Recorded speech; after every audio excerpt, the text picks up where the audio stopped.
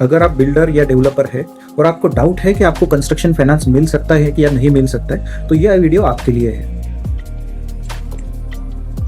इसमें हम देखेंगे कि कंस्ट्रक्शन फाइनेंस देने के लिए प्राइमरीली क्या क्या चीजें बैंक्स देखती है। So first of all capacity, कि बिल्डर का कैपेसिटी क्या है, उसका एक्सपीरियंस कितना है। कैपेसिटी के अंदर बैंक्स फर्स्ट देखती है कि उनका एक्सपीरियंस कितना है, कितने प्रोजेक्ट्स कंप्लीट किए हैं, कितने टाइम में किए हैं, टाइमली किए हैं या नहीं किए, volume of area in square feets कितना कंप्लीट किया है, कितने टाइम पीरियड में किया है। नेक्स्ट इज पार्टनर्स का एक्सपीरियंस देखा जाता है कि जो पार्टनर्स है आपके ये प्रपोज्ड प्रोजेक्ट में, इन पार्टनर्स का भी एक्सपीरियंस देखते हैं। उनके personal business other than real estate कुछ है क्या, और उसमें कैश फ्लो कैसे है। अगर ये प्रोजेक्ट जहाँ पे प्रोजेक्ट फाइनेंस प्रपोज कर रहे हैं उसमें कुछ तकलीफ होती है, तो यहाँ इनके बिजनेस से इस रियल एस्टेट बिजनेस में वो फंड्स कुछ इन्फ्यूज कर सकते हैं। उसके बाद में देखा जाता है कि नेटवर्थ, की जो सरप्लस है इनका, लोन्स, इनके पर्सनल लोन्स छोड़ के इनकी जो प्रॉपर्टीज है इसकी वैल्यू कितनी है लोन्स छोड़ने के बाद में। तो सभी पार्टनर्स का मिलकर नेटवर्थ कितना आ रहा है और लोन कितना प्रपोज कर। नेक्स्ट आता है after capacity viability of the project. Viability में बैंक देखती है कि प्रोजेक्ट जो आप प्रपोज करें वो रेसिडेंशियल है या कमर्शियल है। सो रेसिडेंशियल और कमर्शियल इसलिए देखा जाता है कि कमर्शियल के लिए रिक्वायरमेंट बहुत कम रहती है as compare to residential, because residential वाला रिक्वायरमेंट्स कस्टमर्स ज्यादा है। उसके बाद में एडवांस लेवल पे देखा जाता है कि किस टाइप का प्रोजेक्ट है, कि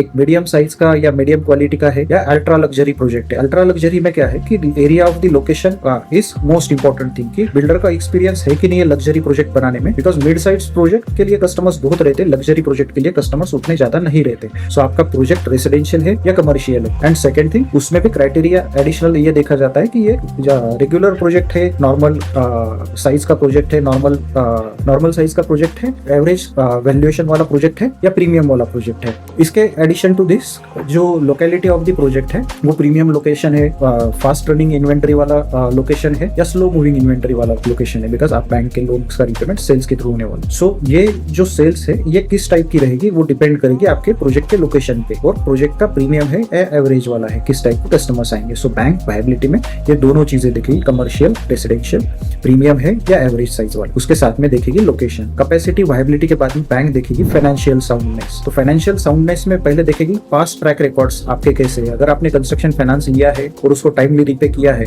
तो बैंक को एक कॉन्फिडेंस रहता है। उसके साथ में ही अगर आपका कोई एडिशनल कोलैटरल रहेगा, एडिशनल कोलैटरल मतलब जो प्रोजेक्ट का लैंड है और प्रपोज्ड बिल्डिंग रहेगा, वो छोड़ के एडिशनल कुछ सिक्योरिटी आप दे सकते हैं कि आपके पार्टनर्स के कंप्लीटेड यूनिट्स रहेंगे, फ्लैट्स रहेंगे, घर रहेगा या ऑफिस रहेगा या तो आपके फर्म का ऑफिस रहेगा। तो इनमें से कुछ कोलैटरल सिक्योरिटी बैंक मांग सकती है for the till the repayment of the entire loan खत्म होने तक, या तो फिर दूसरा ऐसे भी कर सकते हैं कि प्रोजेक्ट एक स्टेज पे जाने के बाद में वो बोल सकते हैं कि मैं आपका पार्ट प्रॉपर्टी रिलीज करके दे दूंगा।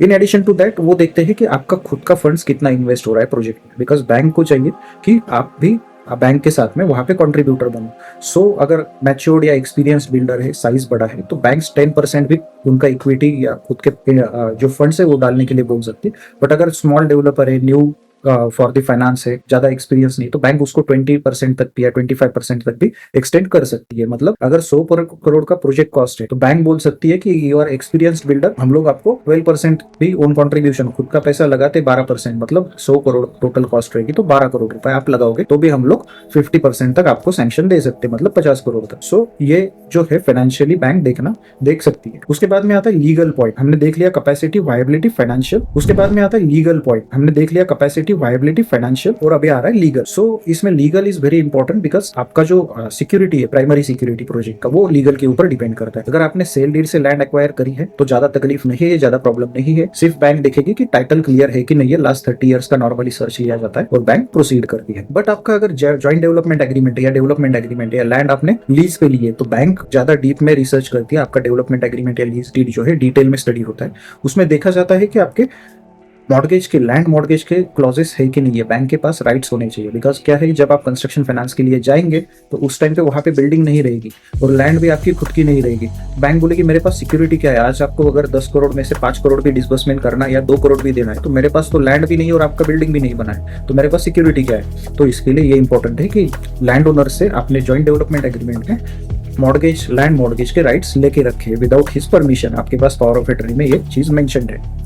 इन एडिशन टू दैट बाकी के जो क्लॉजेस रहते हैं कि डिले इन प्रोजेक्ट या इन केस ऑफ डिस्प्यूट, तो ये सारी जो क्लॉजेस है जॉइंट डेवलपमेंट एग्रीमेंट या लीज डीड में, ये सभी क्लॉजेस भी बैंक पैरेलली देखते हैं। सो ये हो गया लीगल वाला पॉइंट। देन आते टेक्निकल वाले पॉइंट्स। टेक्निकल में बैंक क्या देखती है, आज की डेट पे प्रेजेंटली आपके सैंक्शन कौन सी स्टेटस पे है, कि आपका जो लोकल अथॉरिटी है, कॉर्पोरेशन रहेगा, उससे सैंक्शन आया है कि नहीं आया है, अदर जो परमिशंस रहती है साथ। देन आते टेक्निकल वाले पॉइंट्स। टेक्निकल में बैंक क्या देखती है, आज की डेट पे प्रेजेंटली आपके सैंक्शन कौन सी स्टेटस पे है, कि आपका जो लोकल अथॉरिटी है, कॉर्पोरेशन रहेगा, उससे सैंक्शन आया है कि नहीं आया है, अदर जो परमिशंस रहती है साथ में, लीगल परमिशंस जो रहती है, fire, water, drainage, environment clearance, ये जो रहेगी, इन सबसे परमिशंस आपको मिली है कि नहीं मिली है।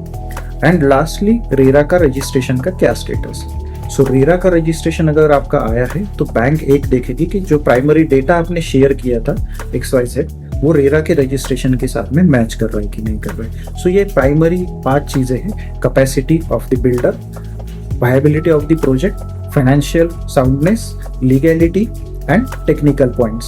सो ये 5 चीजें देखने के बाद में बैंक प्राइमरी डिसीजन करती है कि लोन की केस आगे लेके जानी है या नहीं लेके जानी है, और उसके अकॉर्डिंगली बैंक कम्युनिकेट करती है कि आपका पॉजिटिव है, हम लोग आगे जा सकते हैं। सो इस वीडियो में इतना ही। अगर आपको वीडियो अच्छी लगी तो लाइक जरूर कर देना। अगर आपके दोस्तों को भी शेयर करना चाहते हो तो भी मेरे तरफ से थैंक यू एडवांस में, और सब्सक्राइब कर लेना रियल एस्टेट वीडियोस के लिए। Thank you.